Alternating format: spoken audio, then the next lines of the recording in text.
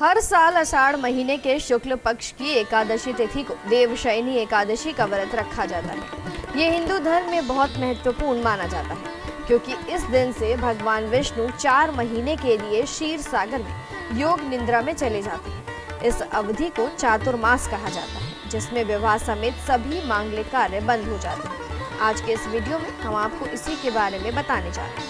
आइए जानते हैं कि देवशयनी एकादशी कब है। हिंदू पंचांग के अनुसार आषाढ़ माह के शुक्ल पक्ष की एकादशी तिथि की शुरुआत 5 जुलाई को शाम 6:58 से होगी। वहीं इसकी समाप्ति 6 जुलाई को शाम 9:14 पर होगी। ऐसे में उदया तिथि के हिसाब से देवशयनी एकादशी 6 जुलाई को मनाई जाएगी।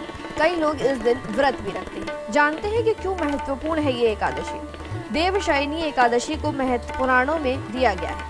इस दिन से भगवान विष्णु विश्राम करते हैं और पूरी सृष्टि का कार्यभार भगवान शिव को सौंप देते हैं, और इसी वजह से चातुर्मास के दौरान भगवान शिव की पूजा का विशेष महत्व है। इस अवधि में तपस्या, योग, मंत्र जाप और धार्मिक अनुष्ठान करने से दुगना फल प्राप्त होता है। पुराणों में कहा गया है कि जो भक्त इस एकादशी का व्रत श्रद्धा और नियम पूर्वक करता है, वो पूर्व जन्मों के पापों से मुक्त होकर विष्णु लोक को प्राप्त करता है। ये व्रत मोक्षदायक माना गया है। चातुर्मास के इस आरंभिक पर्व से धार्मिक अनुष्ठान, भक्ति और तपस्या का विशेष काल प्रारंभ होता है। सभी एकादशियों को श्री नारायण की पूजा की जाती है, परंतु इस एकादशी को श्री हरि का शयन काल प्रारंभ होने के कारण उनकी विशेष विधि विधान से पूजा करनी चाहिए।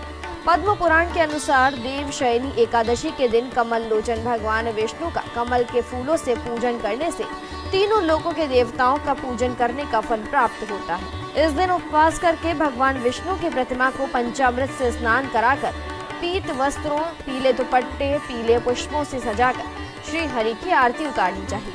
भगवान की पान सुपारी अर्पित करने के बाद मंत्रों द्वारा उनकी स्तुति करें।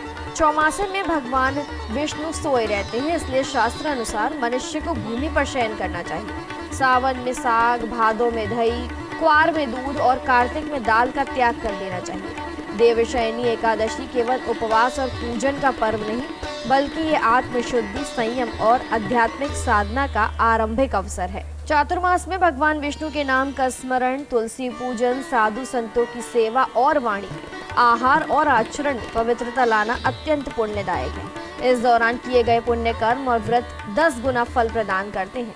इस दिन से विवाह, गृह प्रवेश, मुंडन जैसे मांगलिक कार्य वर्जित होते हैं, क्योंकि भगवान विष्णु की उपस्थिति में ही ये कार्य शुभ माने जाते हैं।